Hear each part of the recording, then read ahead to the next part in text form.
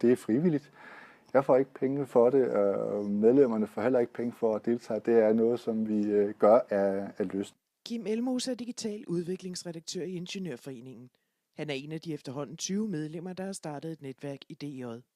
Jeg havde meldt mig til et andet netværk for digital redaktør, og der taler vi også en del om sociale medier, og så tænkte jeg, det her det kunne egentlig godt være et netværk i sig selv.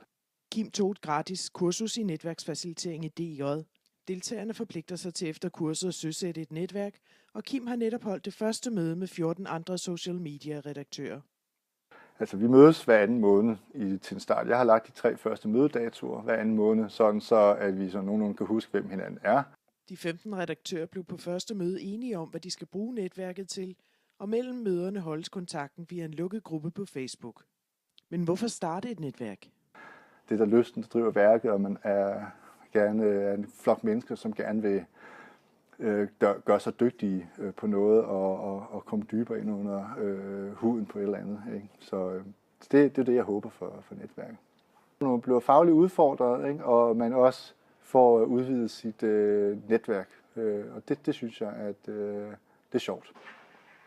På DR's hjemmeside kan du læse mere om, hvordan du enten starter eller søger plads på et medlemsnetværk.